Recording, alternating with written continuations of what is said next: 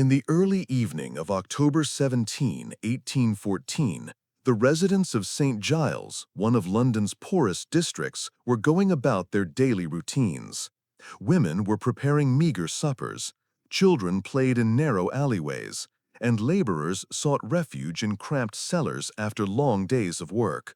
None could have imagined that within minutes, a catastrophic wave of beer would surge through their streets, bringing death and destruction in its wake. The Meux and Company Brewery stood at the corner of Tottenham Court Road and Oxford Street, a massive industrial complex that had dominated the neighborhood since 1764. By 1814, it had grown into one of London's largest porter producers, that dark, heavy beer beloved by the working classes.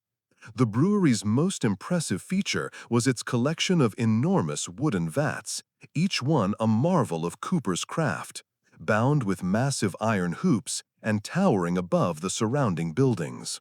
The largest of these vats was a true monster. Standing 22 feet high and 60 feet in diameter, it held 135,000 imperial gallons of fermenting porter. But this was dwarfed by an even more ambitious project completed just months earlier, a colossal vat containing 323,000 gallons, weighing approximately 3,500 tons when full. These weren't just containers, they were architectural statements, symbols of industrial might in an era of unprecedented growth. Porter production in Georgian London was serious business. The beer required months of aging in these vast vats, developing its characteristic flavor through a complex fermentation process. The pressure inside these wooden giants was immense, with tons of liquid pressing against aging staves held together by iron bands weighing up to 700 pounds each. The brewers trusted in traditional craftsmanship and regular inspections to maintain safety.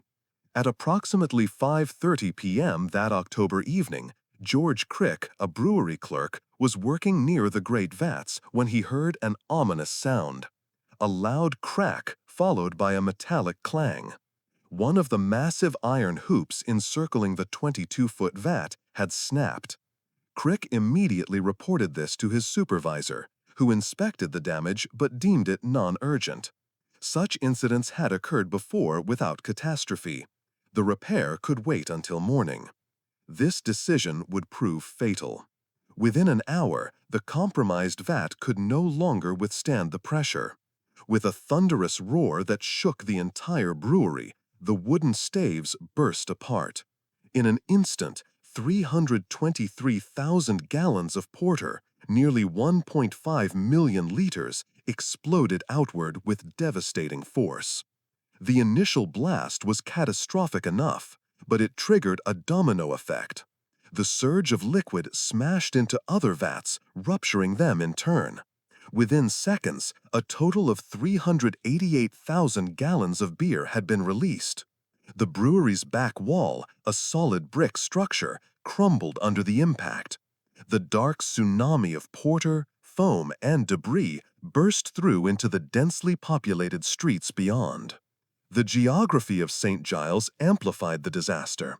The neighborhood sat in a shallow depression, and its narrow streets and courts formed natural channels for the surging liquid. The wave, estimated at 15 feet high at its peak, roared down Great Russell Street and into the maze of alleyways, courts, and cellars where the district's poorest residents lived.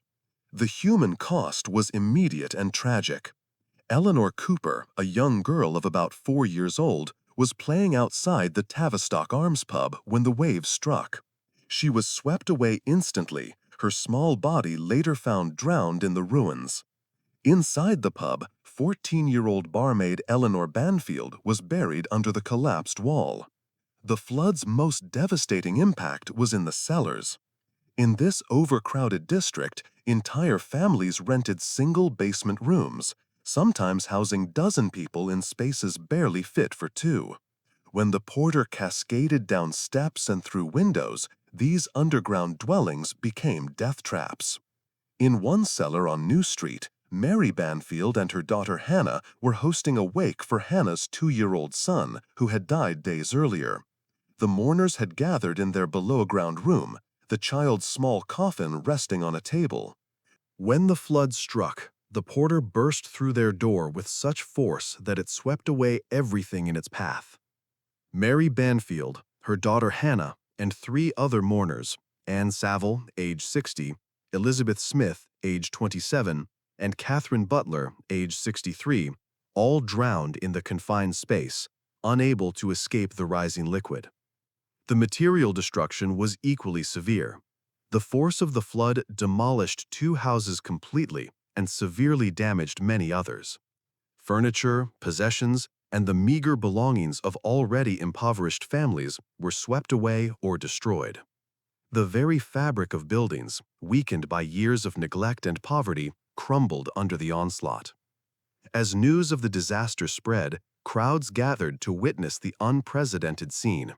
Some came to help, forming human chains to rescue those trapped in flooded cellars. Others, driven by desperation or opportunism, arrived with pots, pans, and any container they could find to collect the free beer pooling in streets and basements. This macabre harvest would continue for days, with some reportedly drinking themselves to death on the contaminated liquid mixed with mud, debris, and worse. The immediate rescue efforts were chaotic but heroic. Local residents, brewery workers, and eventually authorities worked through the night to dig through rubble and pump out flooded cellars. The smell of porter hung heavy over the district for weeks, permeating clothes, buildings, and the very earth itself. Many survivors reported that the stench made them violently ill for days afterward. In the aftermath, 8 bodies were recovered and identified. The victims ranged from young Eleanor Cooper to 63-year-old Catherine Butler, representing a cross-section of St. Giles' working poor. The funeral processions that wound through the streets in the following days were somber affairs, made more poignant by the industrial nature of the tragedy. The coroner's inquest began on October 19th, just 2 days after the disaster. The jury, composed of local property owners and businessmen, heard testimony from brewery workers, survivors, and expert witnesses. The key question was whether Meux and Company bore legal responsibility for the catastrophe. The brewery's defense was straightforward. This was an act of God, an unforeseeable accident that no amount of precaution could have prevented. They produced maintenance records, argued that the vat had shown no previous signs of weakness, and emphasized their long history of safe operation. The fact that a brewery employee had noted the broken hoop just an hour before the collapse was downplayed. After deliberation, the jury returned a verdict of accidental death for all victims. No criminal charges were filed, and the brewery was absolved of legal responsibility. This decision reflected the prevailing attitudes of the era. Industrial accidents were seen as unfortunate but inevitable costs of progress, and corporations enjoyed broad protection from liability. The financial aftermath revealed further injustices. While Meux and Company faced significant losses from the destroyed beer and damaged property, they successfully petitioned Parliament for a refund of the alcohol duty they had already paid on the lost porter. The victims' families, meanwhile, received no compensation whatsoever. The brewery resumed operations within months, eventually rebuilding and continuing production until 1922. The London beer flood of 1814 stands as more than just a bizarre historical footnote. It illuminates the harsh realities of industrial-era urban life, where the poor lived in the literal shadow of massive factories and breweries, vulnerable to disasters both natural and man-made. The flood exposed the appalling housing conditions in St. Giles, where families crowded into damp cellars that became death traps when disaster struck. The legal response to the tragedy presaged debates that would rage throughout the Industrial Revolution. Should companies bear responsibility for accidents on their property? What duty of care did industrialists owe to neighboring communities? The blanket absolution of Meux and Company would be unthinkable today, but in 1814 it reflected accepted practice. The disaster also highlighted the precarious nature of working-class life in Regency London. The victims weren't merely statistics. They were mothers, daughters, friends, and neighbors whose lives were cut short by corporate negligence disguised as divine providence. The wake for young Hannah Banfield's child, transformed in an instant from a scene of mourning to one of mass tragedy, captures the cruel arithmetic of poverty where multiple catastrophes compound upon each other. In the longer view of history, the London beer flood contributed to gradually changing attitudes about industrial safety and corporate responsibility. While change came slowly, each disaster added weight to arguments for regulation, inspection, and accountability. The tragedy at St. Giles joined a grim catalogue of industrial accidents that eventually spurred reform movements and safety legislation. Today, a small plaque on Tottenham Court Road marks the approximate site of the disaster, though few passers-by notice it amid the bustle of modern London. The Dominion Theatre now stands where Vats once towered, and the poverty of old St. Giles has been replaced by commercial development. Yet the story of October 17, 1814 remains relevant, a reminder of the human cost of industrial progress and the recurring tension between corporate profit and public safety. The London beer flood may seem almost absurd in its particulars, death by porter, drowning in beer, but its underlying themes resonate across centuries. It speaks to inequality, corporate power, urban poverty, and the vulnerability of those who live and work in proximity to industrial hazards.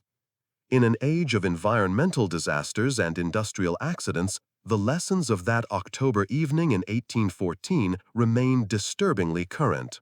The 8 lives lost to the London beer flood deserve remembrance not as victims of a freak accident, but as casualties of a system that prioritized production over safety, profit over people.